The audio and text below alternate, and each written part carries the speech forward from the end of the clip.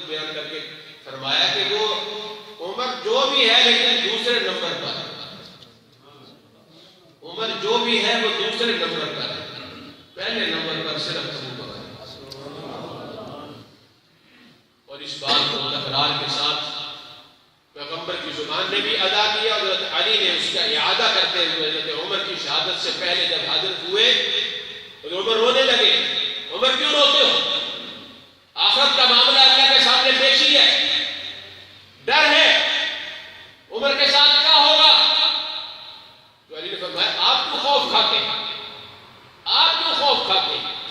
میں نے آقا کی زبان سے ایک دفعہ نہیں، بیسیوں بار، بارہا جب بھی کوئی بات ہوتی تھی تو میں نے آپ کی زبان نبوت سے یہی سنا ہے، میں ابو بکر اور عمر، میں ابو بکر اور عمر، میں ابو بکر اور عمر۔ اور اس لیے بھی جو زندگی میں ابو بکر کر گیا وہی سب پہ بھاری ہے، لیکن قیامت تک جو ہوتا رہے گا وہ بھی تو اس کے کھاتے میں۔ ایک عالم نے بڑی خوبصورت بات کہی کہ حضور نے اعلان نبوت فرمایا تو بالکل ابتدا میں 4 آدمی ایمان لائے، 4 افراد۔ اس میں ہم بالکل حتمی طور پر تعین نہیں کر سکتے وقت کے اعتبار سے کہ پہلے کون۔ حضور سیدھے گھر آئے تھے اور آپ نے جب بتایا کہ سب سے پہلے شاید وقت کے اعتبار سے خدیجہ ایمان لانے والی، پھر بچوں میں ہم جانتے ہیں حضرت علی رضی اللہ عنہ، گھر کے دوسرے افراد میں سے حضرت زید بن حارثہ، اور باہر کے آزاد جوانوں میں حضرت صدیق اکبر۔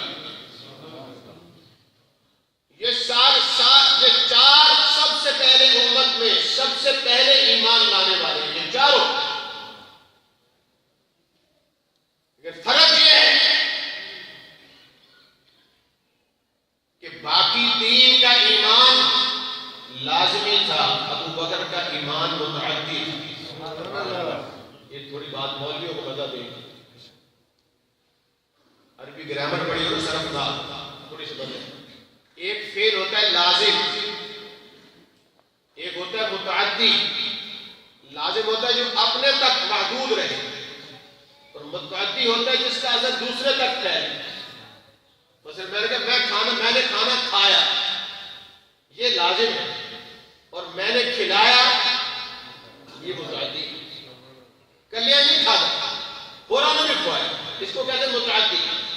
متعدی امراض کو سنا ہے نا پھیلنے والی، کل ہی بندہ بیمار ہو سارے پیٹ میں ڈال لے کے ڈوب کے مرے، وہ متعدی ہوتی ہے۔ ابو بکر ایمان لائے اور باہر نکلے تو شام کو اپنی کمائی کی بڑی خدمت میں ڈال گئے، 6 آدمی انہوں نے کلمہ پڑھا کے ساتھ لائے۔ اور کون سے 6؟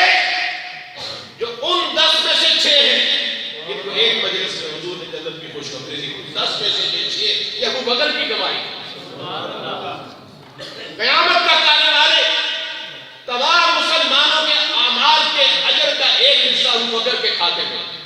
کون بڑھے گا؟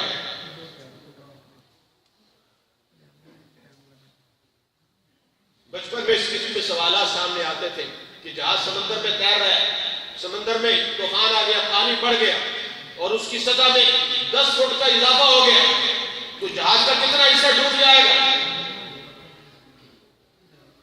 کہ پانی جتنا بڑھ جائے جہاز اتنا ہی اونچا ہو جائے گا۔ وقت کے ساتھ ساتھ ابو بکر کا درجہ بڑھ رہا ہے، اونچا ہوتا جاتا ہے۔